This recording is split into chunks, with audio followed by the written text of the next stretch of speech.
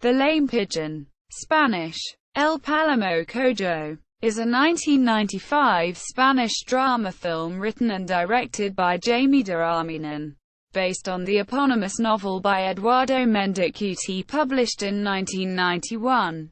It stars María Barranco, Francisco Rabal, Carmen, Maura and Miguel Muñoz. It is a coming-of-age story of a 10-year-old boy sent to the house of his maternal grandparents, which is full of eccentric characters. The boy has to deal with the realization of his sexual identity. The title makes reference to the analogy of a lame pigeon with homosexuality. The film is an exploration of class and sexual identity in Andalusia, Spain, in the 1950s. Plot. In 1958, Felipe, a 10-year-old boy, is sent by his mother to spend the summer with his maternal relatives in Sanlúcar de Barrameda, while he recuperates his frail health. His grandparents are wealthy and live in a vast residence that serves as the center that reunites a large family and many visitors. The house is dominated by the frequent howls of the boy's ancient great-grandmother, who is senile and is taken care by Adoration, a strict nurse, who endures the old woman's endlessly repeated recollection of the four bandoleros who killed each other for her love. Pampered on his arrival by the women in the house, Felipe is ordered to stay in bed by the family's doctor. He is installed in the bedroom of his absent uncle Ramón and spends his time reading Little Women. Felipe quickly strikes a close friendship with Mari, the talkative and meddlesome maid. She keeps four lovers on a string, but refuses to let go of her virginity. An expert on men's matters, Mari shamelessly flirts with the boy even when she has the impression that he might be gay. In secrecy, she shows Felipe some items that she has found in Uncle Ramon's bedroom. A suggesting photograph of Ramón in swimming wear revealing his anatomy and a postcard from 1936, signed by someone named Federico, that depicts a dog looking at a dove with what Mari describes a lovesick face. The message and the postcard and its image imply that there was a homoerotic relationship between Ramón and Federico. Felipe points out that the picture was taken in the terrace of the bedroom and both Mari and the boy are fascinated by Ramon's revealing attire in the photograph. Felipe also befriends Uncle Ricardo, the eccentric brother of the boy's grandfather, who trains pigeons and dreams of finding a treasure at sea with his boat.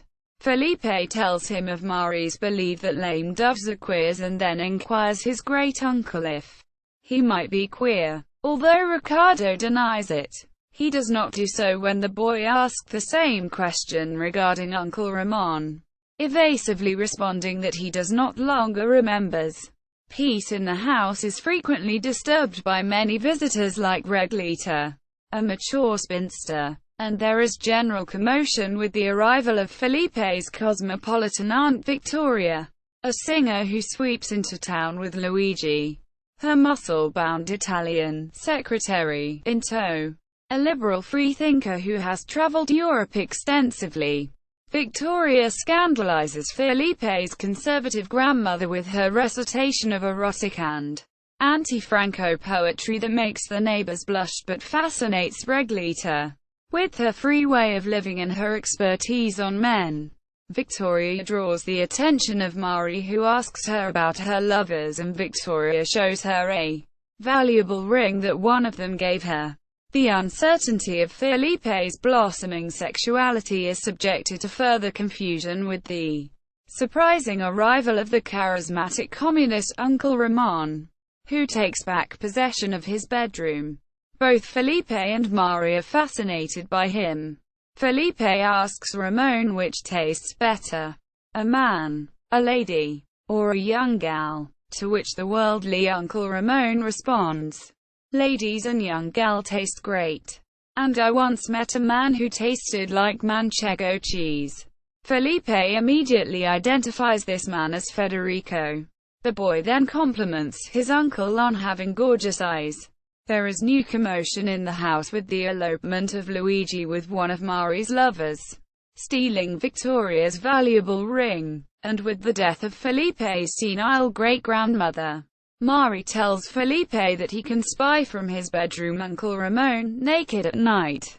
But instead she shows up dancing naked by his window and with Victoria's ring in her hand. The next day Felipe accuses Mari of stealing the ring and she is fired by the grandfather. After Felipe reveals where she hides the ring, Felipe goes to Mari's room before her departure to reconcile. To Felipe's sadness, Uncle Ramon has left as sudden as he arrived. Victoria, Felipe and Uncle Ricardo set out to sea on a treasure-seeking adventure.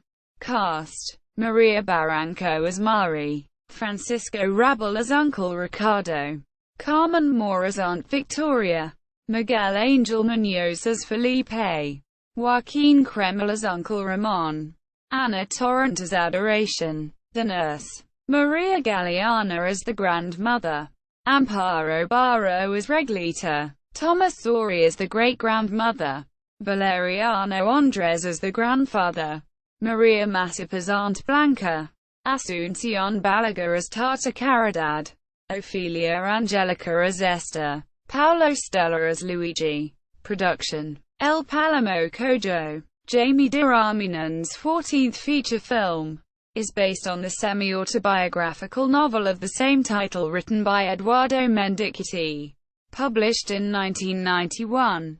The film was shot in Mendicutti's hometown of San Luca de Barrameda, and many of the interiors were filmed in the house that belonged to the author's grandparents. The film is a period piece set in the 1950s, portraying the region of Andalusia at that time. The grandfather asks if President Eisenhower is going to visit Spain. Mendicutti commented that Armiñán changed things in the screen version.